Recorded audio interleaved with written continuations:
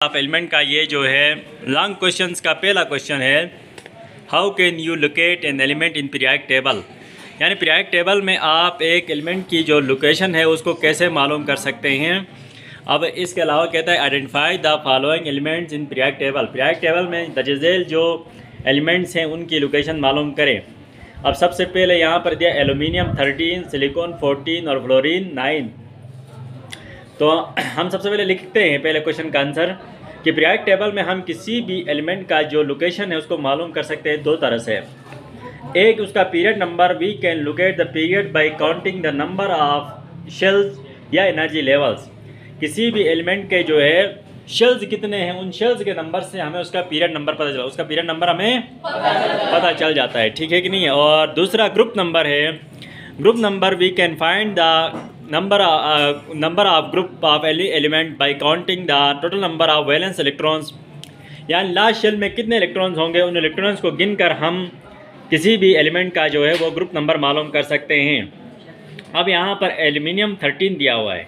Aluminium 13 का आप check करें कि इसका जो है 13 है तो इसका पहले शेल में 2 इलेक्ट्रॉन्स आएंगे, तो 13 से 2 कम करो, नीचे कितने बचे 11। दूसरे शेल में 8 इलेक्ट्रॉन्स आते हैं, दूसरे शेल में तो दूसरे में हमने 8 लिखे, तो 13 से 8 कम करो, नीचे कितने बचे 11 से 18 कम करो, 8 कम करो, नीचे कितने बचे 3 बचे। तो लास्ट शेल जो वैलेंस शेल है उसमें जो है 3 इलेक्ट्रॉन्स होंगे। अब हम इसका पीरियड नंबर बताते हैं, ये 3 है। कैसे बताते हैं, इसमें शेल्स चेक करेंगे 1 2 3, तो इसके 3 शेल्स हैं तो इसका पीरियड नंबर 3 होगा। और लास्ट जो वैलेंस शेल है उसमें इलेक्ट्रॉन्स कितने हैं 1 2 3, तो इसलिए इसका ग्रुप 3 हो जाए, इसका ग्रुप क्या हो जाएगा 3। अगला हमारे पास जो एलिमेंट है वो है सिलिकॉन 14। सिलिकॉन को हम इसके इलेक्ट्रॉनिक कन्फिगरेशन लिखते हैं। इसके पहले शेल में 2 इलेक्ट्रॉन्स, तो 14 से 2 कम करो तो नीचे कितने बचे 12। और दूसरे शेल में 8 इलेक्ट्रॉन, दूसरे शेल में अब 12 से 8 कम करो तो नीचे कितने बचे 4। तो आखिरी अगला शेल में हमारे पास 4 इलेक्ट्रॉन्स आएंगे, 2 और 2 4, ठीक है। अब इसके शेल्स हम गिनते हैं 1 2 3, तो इसका पीरियड 3 हो जाएगा। और लास्ट शेल में जो वैलेंस शेल में इलेक्ट्रॉन्स हैं वो 4 हैं, तो इसका ग्रुप 4A हो जाएगा। इसी हिसाब से लास्ट में है फ्लोरीन।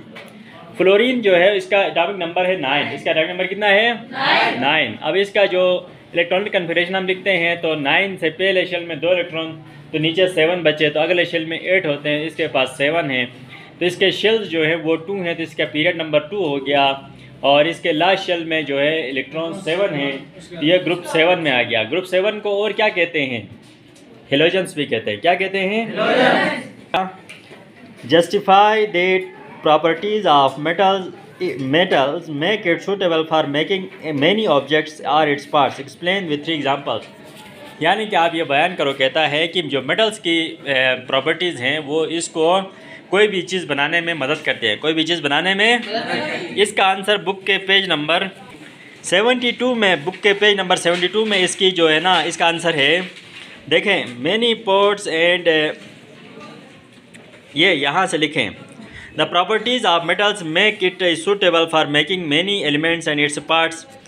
तो इसके लिए ये जो स्टील है ना, स्टील, यहाँ ये स्टील से लिखें और ये पूरा लिखें नीचे आपके यहाँ तक, क्या नाम है ये पेज नंबर, अगला पेज नंबर 73 के ऊपर जो है यहाँ पर जो आयरन है ना, इसके यहाँ पर ये 8 1 टाइम यहाँ तक लिखें, ठीक है।